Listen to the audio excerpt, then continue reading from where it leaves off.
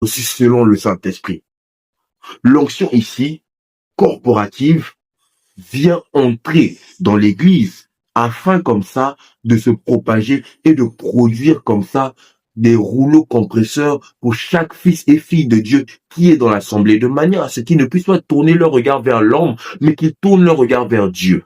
Mais pourquoi vers Dieu? Parce que tout simplement, Dieu a établi un homme là. Et cette onction-là ne l'appartient pas à lui, mais cette onction appartient à Dieu. Et automatiquement comme ça, cette onction se propage sur vous. Pourquoi? Parce que il est le visionnaire et l'homme établi. Voilà quand Paul dit, soyez mes imitateurs comme je suis l'imitateur de Christ. Pourquoi? Parce que l'onction qui descend de Christ, là on parle de la génétique spirituelle. L'onction qui descend de Christ descend sur Paul. Et l'onction qui descend sur Paul descend sur Timothée et les autres. Pourquoi? Parce que tout simplement, l'onction corporative ici apporte comme ça le sens de l'esprit dans l'assemblée. L'onction corporative ici apporte comme ça la manifestation de l'esprit dans l'assemblée. L'onction corporative, c'est ce qui déclenche le miracle dans l'assemblée. C'est ce qui déclenche la prophétie ou les dons dans l'assemblée.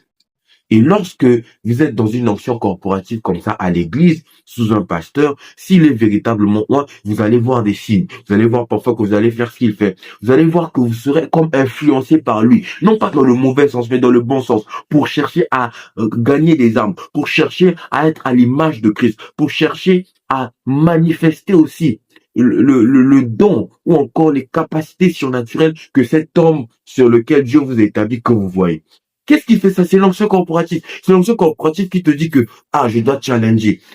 Je dois me mettre en prière. Je dois jeûner. Dans l'église.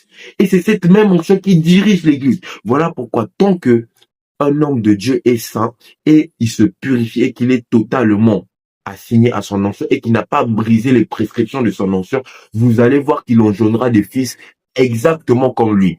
Voilà pourquoi vous allez remarquer que la plupart des fils et filles spirituels qui ont parfois des apôtres ou des pasteurs ou des prophètes sur lesquels Dieu les a établis, vous allez remarquer avec moi que ces gens-là souvent produisent la même espèce de fils et de filles.